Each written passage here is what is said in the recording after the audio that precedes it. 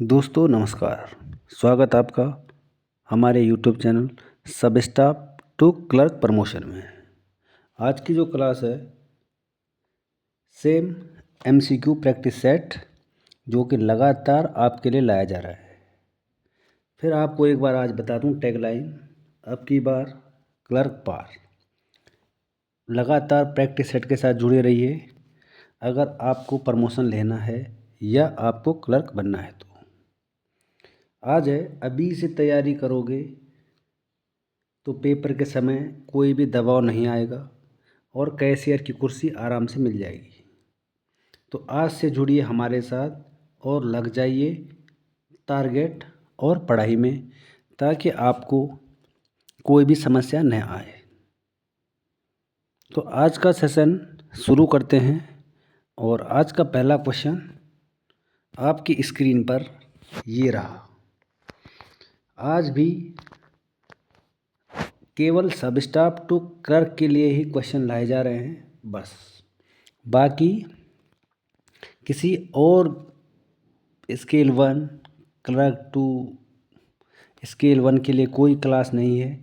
हमारे भाई बहन जितने भी हैं सब स्टाफ, उनके लिए क्लास को बनाया जा रहा है। तो शुरू करते हैं। आज का जो पहला क्वेश्चन है वो है, what is the rate of TDS when pan card is not present. अगर आपके पास पैन कार्ड नहीं है तो आपका जो टीडीएस है वो कितना कटेगा। टीडीएस कटता है हमारा, तो वो टीडीएस आपका कितना कटेगा अगर आपके पास पैन कार्ड नहीं है, यानी आपके अकाउंट के साथ पैन कार्ड नहीं लगा हुआ है तो आपका कितना टीडीएस कटेगा। 20%, 10%, 30% या 50%। तो फिर आपका जो टीडीएस कटता है वो कटता है 10%। ये चीज़ नॉर्मली आपको पता होनी चाहिए वैसे, लेकिन मैंने भी आपको बता दी है कि टीडीएस कटेगा 10%। अगला क्वेश्चन देखते हैं।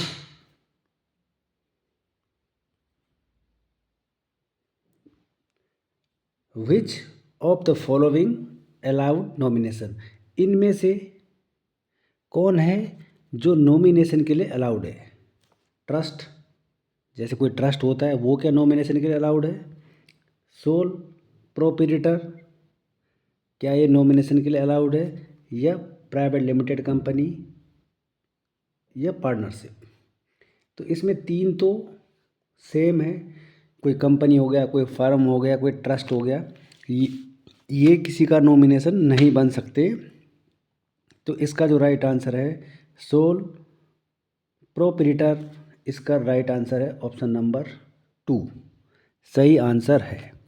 इसलिए आपको बड़े प्यार से और आराम से बताया जा रहा है ताकि हिंदी में भी आप लोगों की समझ में आ जाए और मेरे भाइयों का सिलेक्शन होता रहे और प्रमोशन होता रहे। नेक्स्ट क्वेश्चन है,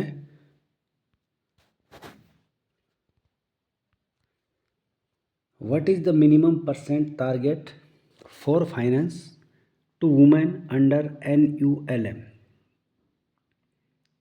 लाइवलीहुड मिशन। NULM की फुल फॉर्म है नेचुरल अर्बन लाइवलीहुड मिशन।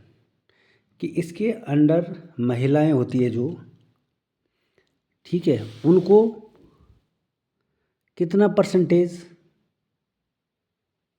छूट दी जाती है, मतलब कितना परसेंटेज उनको दिया जाता है कि जो महिलाएं होती है गरीब होती है और जो अर्बन क्षेत्र की महिलाएं होती हैं उनको कितना परसेंट इसमें दिया जाता है।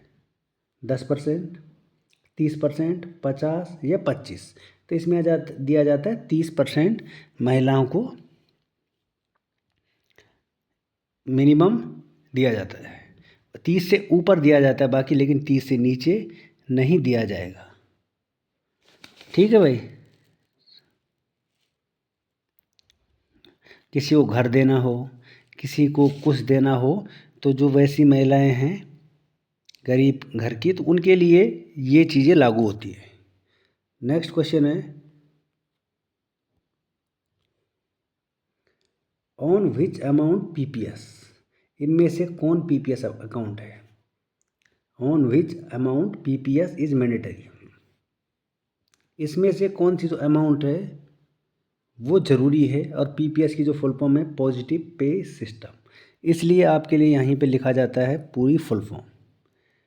तो कितना अमाउंट पीपीएस के लिए ज़रूरी है? 50,000, 5 लाख, 1 लाख या 10 लाख। तो इसमें option number B 5 lakh PPS के लिए मैंडेटरी है, यानी पॉजिटिव पे सिस्टम। और जहाँ पर गलत हो जाए तो वहाँ पे थोड़ा करेक्शन करने की कोशिश करिएगा। ये मैं डेली हर एक वीडियो में आपको बताता रहता हूँ। Next, in Mudra loan which scheme is applicable up to 50,000, कि इनमें से कौन सी स्कीम एप्लीकेबल है जिसमें 50,000 तक का लोन हो। जो मुद्रा स्कीम है वो 3 प्रकार के है, किशोर, शिशु और तरुण। तो किशोर में कितना है, शिशु में कितना है, शिशु, किशोर और तरुण में कितना है, ये मैं आपको पहले पीछे वाली क्लास में बता चुका हूँ। मैंने स्पेशलिस्ट की क्लास ली है शिशु, तरुण और किशोर। अगर जिसने नहीं देखी है तो प्ले लिस्ट में जाके आप उसको देख सकते हैं। तो इसमें जो 50,000 है वो है शिशु के लिए। जो मुद्रा लोन स्कीम 50,000 है शिशु के लिए। अगला क्वेश्चन है next, SMA-2 classification is. SMA-2, कल एक क्वेश्चन और था SMA का। और जो SMA की फुल फॉर्म होती है स्पेशल मेंशन अकाउंट, कि जब NPA होता है तो SMA क्या होता है, SMA-2, 3, 4। तो कल भी मैंने आपको SMA का एक क्वेश्चन दिया था। तो इसमें आ रखा है कि SMA-2 कौन से क्लासिफिकेशन में आता है? 0 से 30 दिन, 61 से 90 दिन, 31 से 60 दिन और मोर देन 90 दिन से ज़्यादा में आता है SMA-2। तो इसका जो राइट आंसर है वो है 61 से 90 दिन में आएगा SMA-2। तो आपने मेरे को बताना है SMA-0 का क्लासिफिकेशन क्या होगा। SMA-0, ठीक है भाई। Next,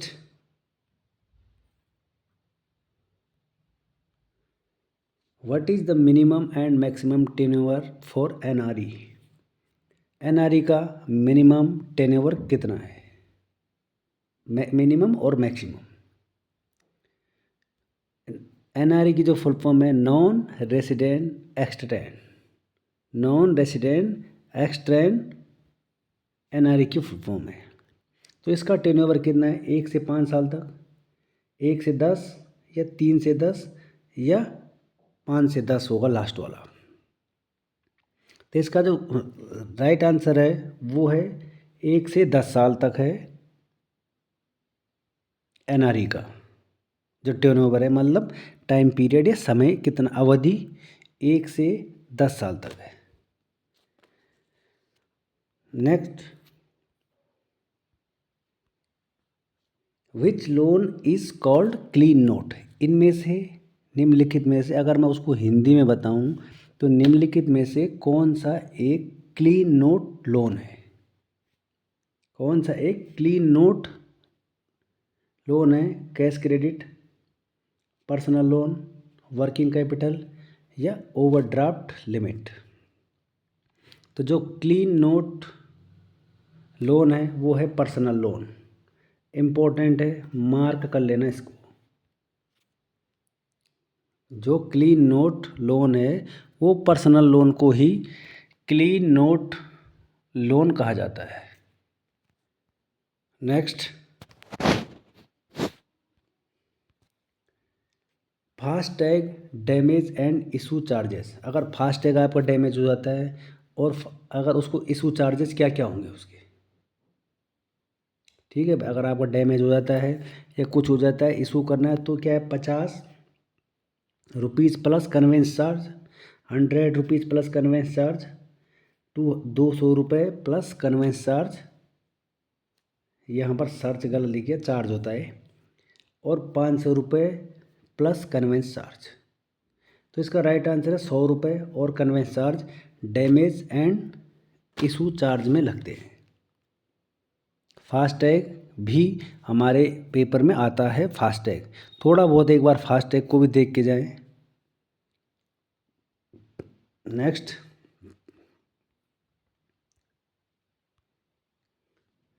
what is the minimum and maximum age empanelled jeweller Shroff, यहाँ पर हैश होगा ऐसे slash, for valuing gold in case of gold loan, यहाँ पर लोन है। अगर कोई बंदा सोने का लोन ले रहा है, ज्वेलर्स है, तो उसकी एज कितनी होनी चाहिए, ऐसे बोलते हैं पेपर, ऐसा बोलता है बैंक कि उसकी एज कितनी होगी उस बंदे की, 21 से 65 साल, 30 से 65, 30 से 60 और 18 से 60। तो जो ज्वेलर्स है उसकी एज होनी चाहिए 30 से 65 साल, यानी ऑप्शन नंबर बी है उसका राइट आंसर है, ऑप्शन नंबर बी। 30 से 65 साल उसकी उम्र होनी चाहिए। अगला है,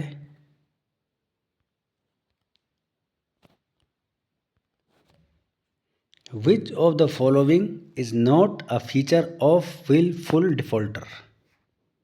ये क्वेश्चन थोड़ा मार्क कर लेना इसको कि इनमें से कौन सा ऐसा ऑप्शन है कि जो एक जो फुल डिफ़ॉल्टर होता है, यानी जिसने बैंक के साथ फ्रॉड किया होता है और बैंक उसको डिफ़ॉल्टर घोषित कर देती है कि लोन लिया पूरा नहीं किया, तो इनमें से कौन नहीं है फीचर डिफ़ॉल्टरी का।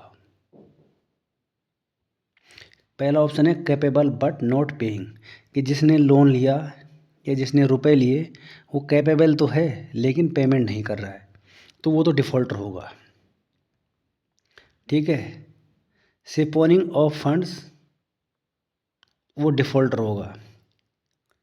स्टॉक सेलिंग कर रहा है बिना नॉलेज के, वो भी डिफ़ॉल्टर होगा। लेकिन जो ऑप्शन नंबर 2 है, रिप्लेसमेंट ऑफ गारंटर होता है यहाँ पे, रिप्लेसमेंट ऑफ गारंटर, वो डिफ़ॉल्टर नहीं होगा, यानी वो बिगड़ा हुआ व्यक्ति नहीं होगा, कस्टमर नहीं होगा। अगला क्वेश्चन है,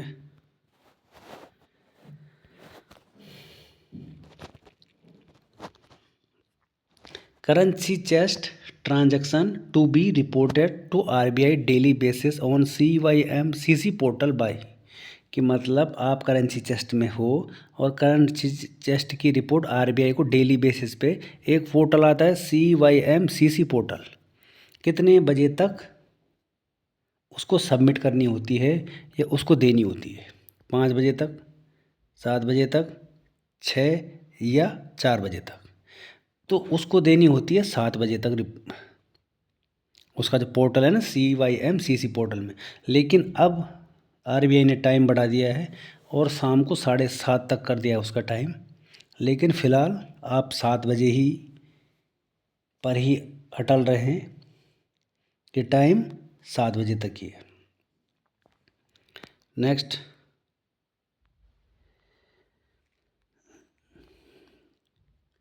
what is the relationship between bank and customer when customer left items in the bank by mistake.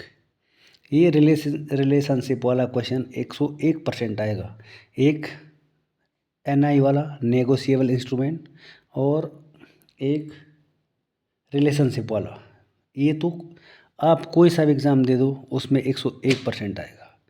Question है कि कोई आपके बैंक में आया और अपना सामान छोड़ के चला गया, तो उस केस में कस्टमर और बैंक के बीच में क्या रिलेशन होगा। बहुत आसान है कि बंदा आया आपके बैंक में और अपना सामान छोड़ के चला गया या मोबाइल छोड़ के चला गया, तो उनके बीच में क्या रिलेशन होगा। Agent and principal, trustee and beneficiary, वेली वेलर, ये तो होगा नहीं। डेबिट डेबिटर, ये भी नहीं होगा।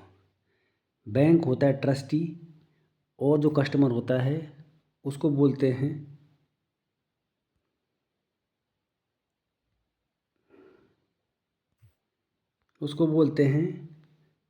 बेनिफिशियरी। ठीक है भाई,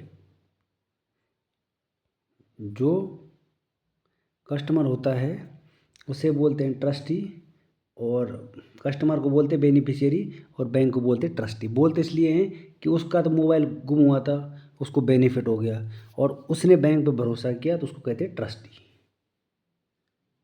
next, recently which of the following launchers IRRA। IRRA को किसने लॉन्च किया है? अगर मैं आपको IRR की फुल फॉर्म अगर मैं आपको बताऊं तो आप भी बोलोगे कि हाँ यार ये सही है। IRR की फुल फॉर्म होती है investor risk education platform. In investor risk,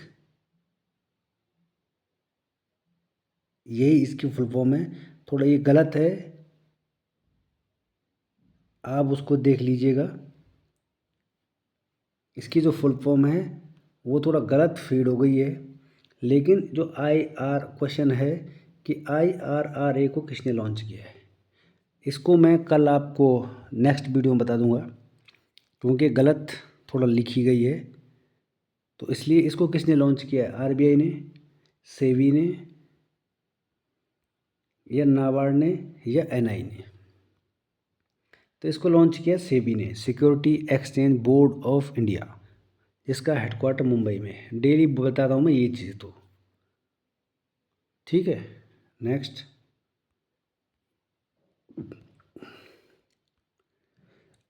which is not OBD। OBD होता है ऑफिशियल वैलिड डॉक्यूमेंट, जो KYC में लगते हैं, वो होते 6। तो इनमें से कौन OBD नहीं है? पासपोर्ट है, ड्राइविंग लाइसेंस है, NPR नेशनल पॉपुलेशन रजिस्ट्रेशन, कि जहाँ जनसंख्या का रजिस्ट्रेशन होता है ना कि कितनी जनसंख्या है, वो भी OBD में आता है। इसमें से होता है RC होती है गाड़ी की, जिसको बोलते हैं रजिस्ट्रेशन सर्टिफिकेट। तो OBD में RC नहीं आता है। Next, limitation period of mortgage. Mortgage का लिमिटेशन पीरियड क्या है, ये आपने मेरे को कमेंट बॉक्स में बताना। मैं मॉर्गेज आपको पहले ही बता चुका हूँ इनके बारे में, ठीक है।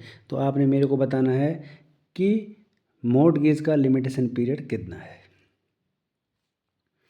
अगला क्वेश्चन है,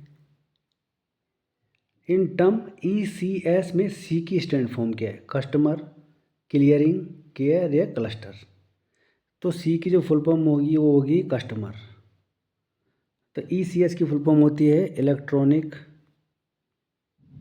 क्लियरिंग, ये तो मैंने आपको बता ही दिया है। सर्विस, इसको बोलते हैं इलेक्ट्रॉनिक क्लियरिंग सर्विस, ECS को, ठीक है भाई। इलेक्ट्रॉनिक क्लियरिंग सर्विस ECS की फुल फॉर्म है। अगला है, what do you mean by Ram. Ram की फुल फॉर्म बतानी है। रिटेल, एडिशनल, MSME, क्योंकि R से रिटेल, A से एडिशनल और M से MSME। Next, retail agriculture MSME।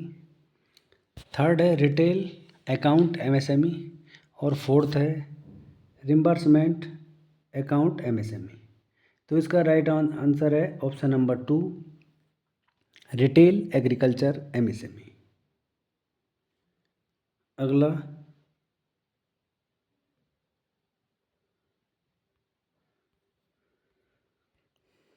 What do you mean by OTS। OTS की जो फुल फॉर्म है वो होगी our time settlement, one time settlement, one time service, या वंस टाइम सेविंग।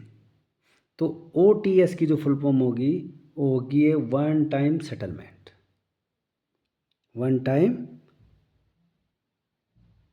सेटलमेंट।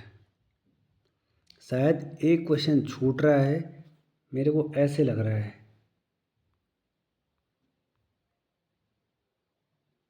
चलो नहीं छूटा है, देखेंगे फिर उसको।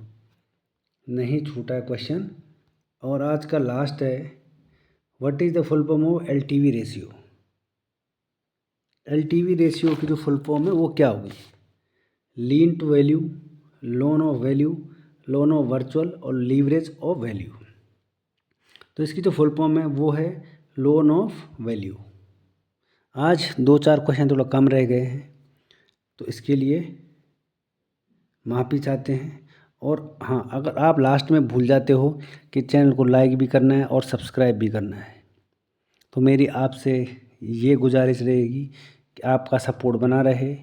और आप अगर चैनल पर पहली बार हैं या आपने सब्सक्राइब कर भी दिया है तो चैनल को लाइक ज़रूर करें, ताकि हमारा हौसला भी इसीलिए बढ़ता है कि आप चैनल को लाइक, शेयर और सब्सक्राइब भी करते हैं, ताकि मैं लगातार आप लोगों के लिए ऐसे ही वीडियो बनाता रहूं और आपको इतने MCQ दे दूं कि आप खाली सुन के ही प्रमोशन ले लो।